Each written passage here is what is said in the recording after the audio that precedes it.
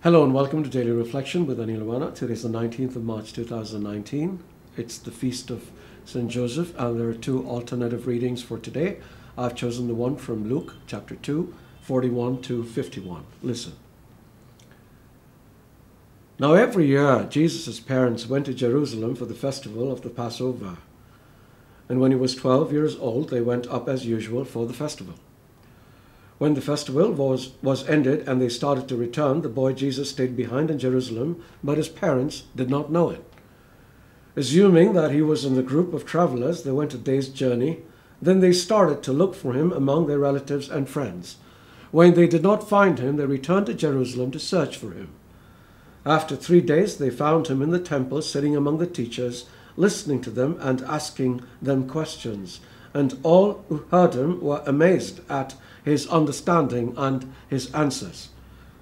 When his parents saw him, they were astonished, and his mother said to him, "Child, why have you treated us like this? Look, your father and I have been searching for you in great anxiety." And Jesus said to them, "Why were you searching for me? Did you not know that I must be in my Father's house?" But they did not understand what he said to them. Then he went down with them and came to Nazareth and was obedient to them.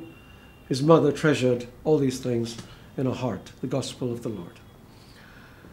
Can you imagine your reaction if your child went missing and you found him 3 days later, looking cool as a cucumber, debating spirituality with the local priests? I can't even begin to imagine how I would have reacted if my son had done that, but never mind. I want to talk about something else.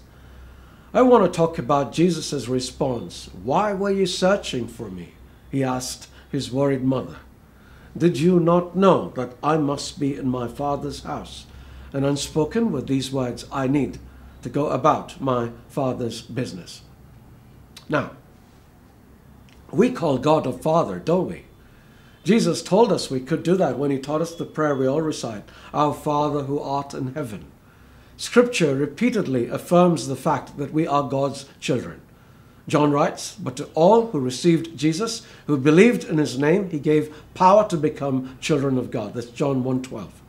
He later reconfirms, "See what love the Father has given us, that we should be called children of God, and that is what we are." Now, as all of us know, when we are growing up, our parents have a responsibility to look after us, to provide food, clothing, shelter, and education, all the basic necessities of life. But we also know that as children, we have some duties towards our parents, and one of them is obedience to the things they ask of us, right? A good parent is one who nurtures and nourishes their children well. A good child is one who honors and respects their parents well. Now, if we are children of God, don't you think the same principle applies?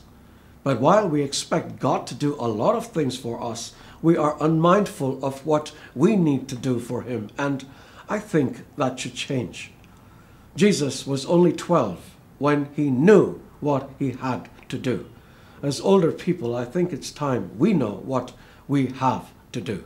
Learn our Father's business and then go about doing it.